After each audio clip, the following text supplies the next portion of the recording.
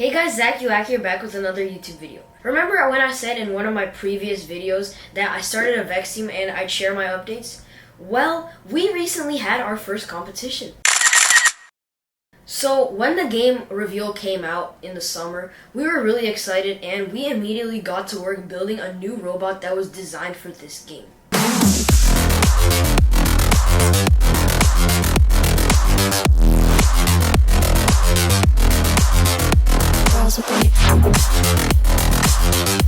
We usually met for around once or twice a week, and we started meeting much more often when the competition date was near.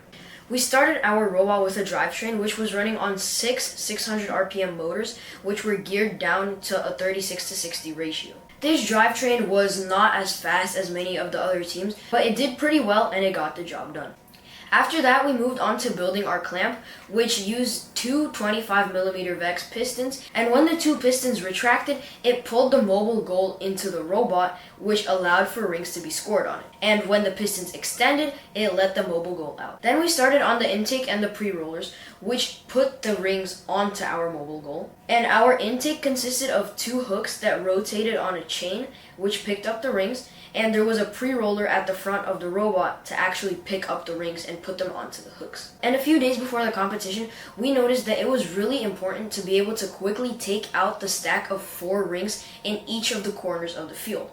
So we designed a doinker, which basically was just a piston that when extended put down a C-channel with a piece of polycarbonate that allowed the robot to push rings out of the corner. And of course, being able to program a good autonomous is very important for the game since the autonomous period is 15 seconds, and being able to control a mobile goal and be able to put some rings on it is very important. So the coding team made 4 different programs, one for each corner of the field where the robot started, and usually the autonomous could consistently score our preload and sometimes score the second ring. This was coded on VEX Code V5 Pro using C++, and it wasn't very consistent because we didn't have any sensors to make it very exact. And finally, we made it to competition. Everyone woke up at 5 a.m. We drove to the place.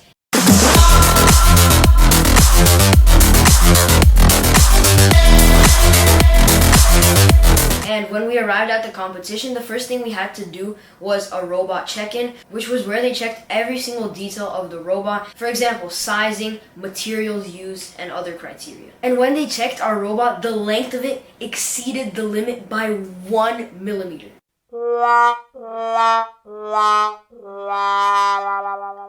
And the problem was that we were using a ruler to measure our robot where such small distances wouldn't really be accounted for and they wouldn't even be visible. But at the competition, they measured everything with a metal frame. So it was very obvious if the robot even exceeded the size by a tiny bit. So at the competition, with the help of our coach, we had to saw off part of the back of our robot. It was definitely very nerve-wracking, but at least we managed to stay in the game and move on.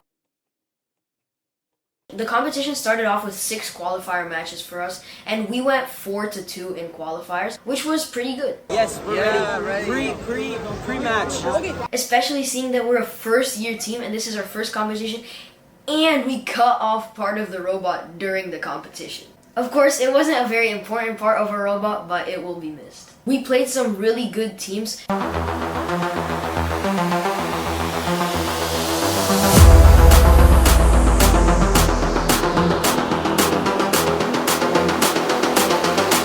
For example, 2145Z Pink Shiny Unicorns, who, by the way, as of now, are 29th on the World Skills Leaderboard. After the qualifiers, we were placed in 11th seed, which meant we were 11th place out of all the teams based on our win-to-loss ratio. And this seed allowed us to be able to do well in alliance selection, where you get to choose your robot partner for the eliminations.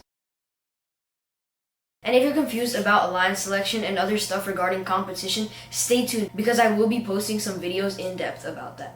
And unfortunately, we lost in round of 16, so we got eliminated immediately. Of course, we wanted better, but we weren't too sad about this, and we're really happy to be able to learn from our mistakes, improve, and be able to see what a VEX competition is like. And that brings me to the last part of my video, where I'll be talking about our future goals in our next robot. So as of now, we have already disassembled our entire robot. And first of all, we plan on changing the chassis to 450 RPM to make it faster and more competitive. Another thing is that our intake took a lot of space on the robot, so we plan on making that much more compact. And for that competition, we didn't have any mechanism to be able to score on wall sticks, which were a very important part of the game. So in our next robot, we do plan on adding a mechanism such as a Lady Brown or a redirect to be able to score on wall sticks. And also, as I mentioned before, our autons weren't very consistent, so we plan on using an inertial sensor and PID to make it much more consistent.